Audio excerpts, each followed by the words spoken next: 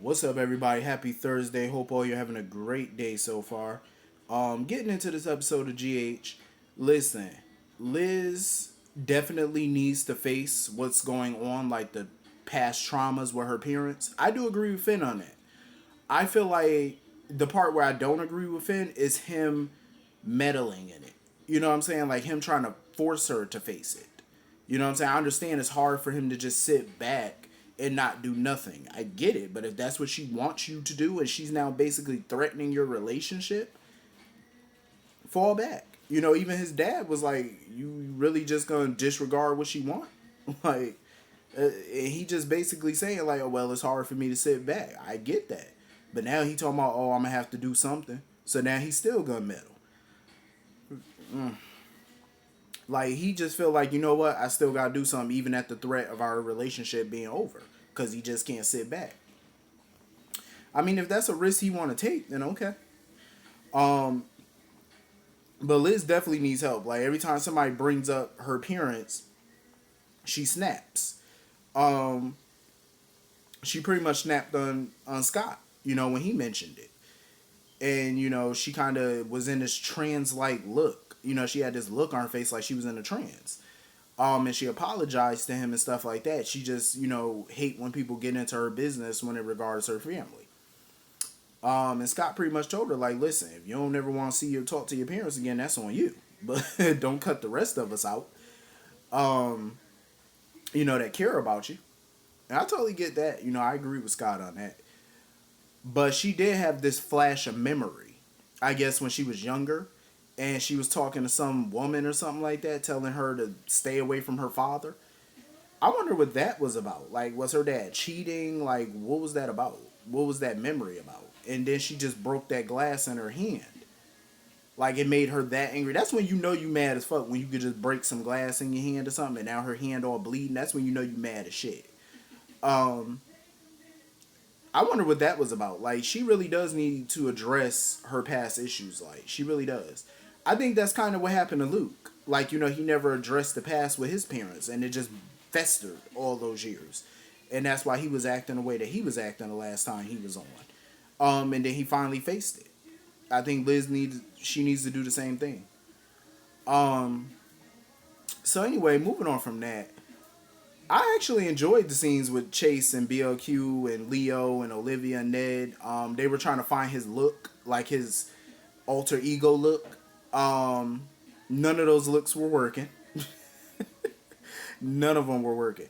It was so funny watching him dance and stuff like that. That fool looked like he was over there twerking. I'm like, oh my god. That shit was hilarious. But them looks were a big no. But Ned did spark some inspiration. He was like, you know what? Let me help you out.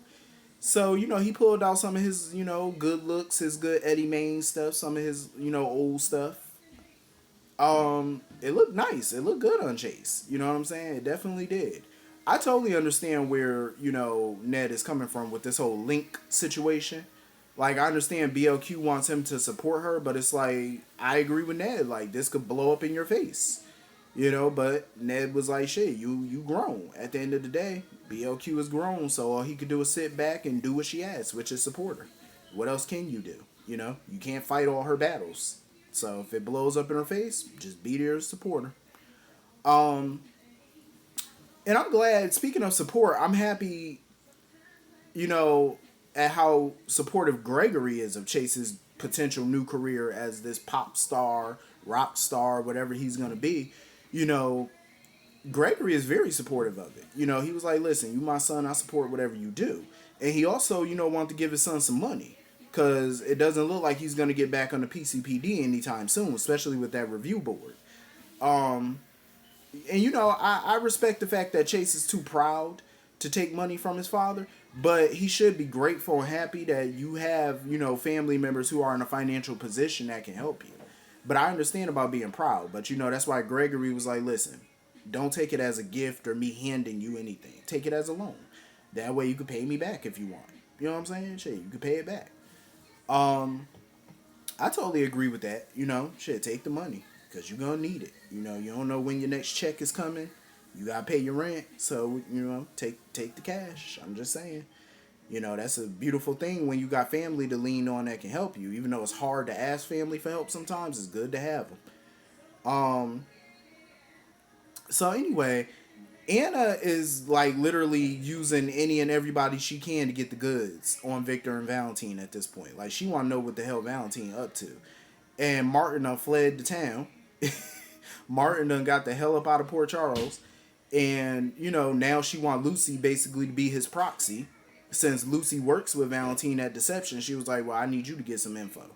Lucy said, I ain't doing shit. Lucy was like, listen, I'm not about to help you with this foolishness. Lucy was about to snitch on Anna. She was like, I should go over to Valentine right now and tell him that you're investigating him. um, and Lucy pretty much told Anna, she said, listen, the person that you should be looking into is obviously Victor, which I agree. Because Victor keeps trying to tell Valentine, oh, our family is under siege and we got to protect ourselves. And, you know, especially against Anna. I'm like, oh, man, what are you talking? Like, anybody that's a threat to Victor at this point, he's eliminating. Like, he's already trying hard as hell to get rid of Laura. Um, and that's why Valentine is doing everything he can to make sure Victor doesn't kill anybody. You know, he's coming up with lie after lie after lie to try to throw Laura and even Anna off the scent, especially Anna. But it's not working. Because the more he tries to throw her off the scent, the more she wants to investigate this. You know what I'm saying? And it's going to put her in a bad situation soon enough because Victor is ready to take her out. And then this old man got a nerve to sit here and ask Anna about Lucy. Oh, what's her story? What's going on with Lucy? And she don't want you. Lucy got a man who don't need a pill or a pump. So go sit your tail down. She don't want to do nothing with you, Victor. I understand you may be a little lonesome since Lisa ain't giving you no flavor, but you need to go sit down somewhere. Because Lucy ain't the one that she don't want you. Valentine pretty much was like, Lucy ain't nothing but trouble in hills. And he ain't never lied. Because trust, Lucy, she can be hell. Especially if you piss her off. So anyway, moving on from that. I'm still irritated that Maxie is sitting here encouraging Britt to continue to go after Cody. Even after Britt brought her up to speed on the whole, you know, Cody and Dominique connection. Maxie still talking about, oh, give him another chance. Ain't nobody listening to you, Maxie. I'm sorry, but no. I would never in my life. I would never in the next life. I wouldn't in your life take Maxie's advice when it comes to dating. I'm not. Absolutely not. Nope. I would never in my life, never in a dog's life, take her advice. Absolutely not. Especially after this latest Peter debacle and everybody try to warn her. No, ma'am. You're not the best judge of character when it comes to men. Absolutely not. You know, Olivia is a bit naive when it comes to Cody too. Like, you know, he brought her up to speed as well about Dominique and stuff like that. But he keep trying to assure people, oh, I'm not hiding nothing. Oh, you know, I'm not in town for nefarious reasons. Yes, you are. Even Scott tried to warn Britt. But of course, Britt don't want to hear it. So a hard head makes for a soft ass, I guess. Because y'all don't want to hear it. Like, the man obviously has an agenda. He keeps lying, talking about, oh, I'm not here for nothing. Yeah, okay. Dante wasn't buying it either. Dante wasn't buying it, but you know, Olivia pretty much told Dante, you need to turn your cop brain off and stop thinking everybody has an agenda, because he already told her, I don't trust BLQ either, where Chase is concerned. But I feel like Dante's instincts are not off, because BLQ obviously has an agenda where Chase is concerned. That agenda is getting her music back from Link. Dante's not off about his instincts. Definitely not. Not with those two, he's not. Cody could sit there and try to act like a good guy all he want. But you're there for a reason. I mean, think about it. When he found out about Dominique and he found out Scott is who Scott is and he punched him in the face, he didn't give a damn that he has a new half-sister. He didn't care. He didn't care that Serena was his sister. All that man cared about was the inheritance. Because even he said, oh, I want my piece of the pie. That's exactly what he said. That's what he cares about. He cares about this. And Scott is not off when he said he's a grifter. He is. He's a grifter. That's exactly what he is. Because wouldn't you want to get to know your new sister? Wouldn't you ask about Serena? Wouldn't you want to go visit her or something? Talk to her on the phone, maybe get to know her? No. The first thing out his mouth was my inheritance. That's the first thing out his mouth. That's all he cares about. He has an agenda. Um, he definitely does. So Dante's not off about that. And I want to know like what shenanigans Dante and Cody got up into, because I remember Dante was like, "Oh, you bailed me out of a situation or something like that." And he was like, "I never thanked you for it. You went to bat for me or whatever, and I never thanked you." And Britt was even curious, like, "What y'all talking about?" And they try to cover it up, talking about, "Oh, some silly stuff at camp and all that back in the day." It's a guy's secret or whatever.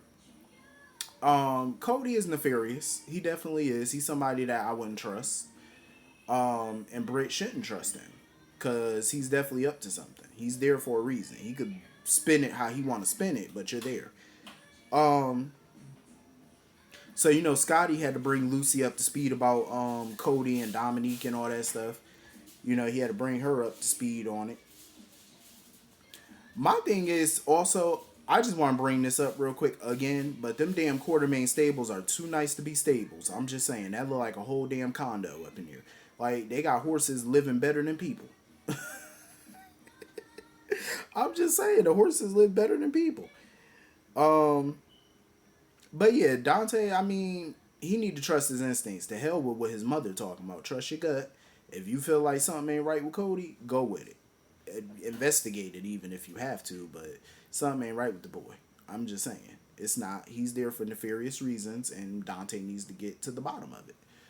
Um. So anyway, that was pretty much the whole episode. Hit the comment section. Let me know what you all thought, and I will see you all later. Have a great night. Peace.